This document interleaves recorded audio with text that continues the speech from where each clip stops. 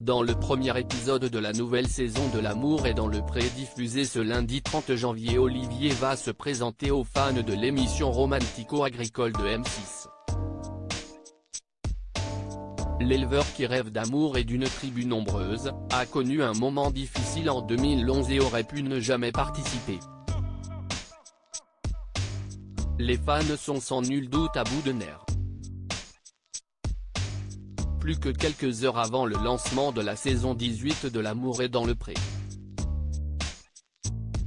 Dès ce lundi 30 janvier, M6 diffusera la première salve de portraits des nouveaux agriculteurs de l'émission de dating agricole présentée par Karine Le Marchand.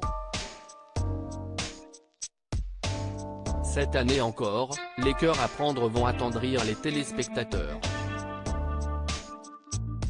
Parmi les 14 candidats entre 26 et 62 ans, pas de doute, Roméo, victime d'un grave accident de voiture, mais encore Christine, blessée par une histoire d'amour déçue, ou Perrine l'hélicicultrice à l'âme de tendre chamallow vont faire flancher le public.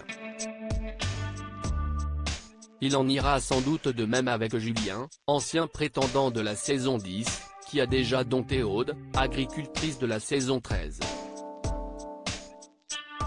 Lors du premier épisode, les fidèles auront l'occasion de découvrir Olivier, dont on a déjà beaucoup appris grâce aux informations distillées par la production de l'émission, mais dont on découvrira la douloureuse histoire.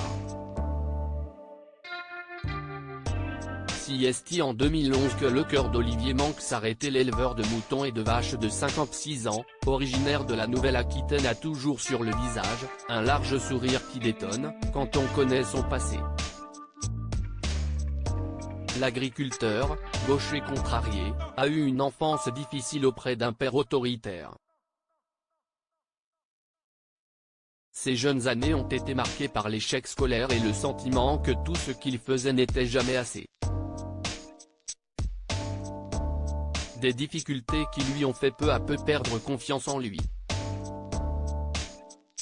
Alors que son frère et sa sœur entamaient des études supérieures, Olivier a lui repris l'exploitation familiale, une expérience qui aurait toutefois pu prendre tragiquement fin en 2011, lorsque son cœur a failli le lâcher.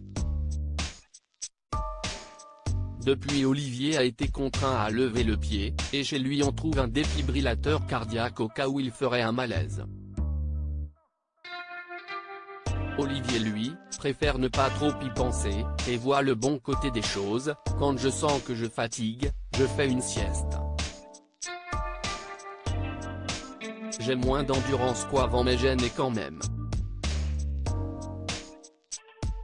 Si, pendant ma sieste, ma conjointe veut venir se joindre à moi, je n'y vois pas d'inconvénient, je ne vois que des avantages, confie avec malice celui qui aurait voulu avoir 4 enfants.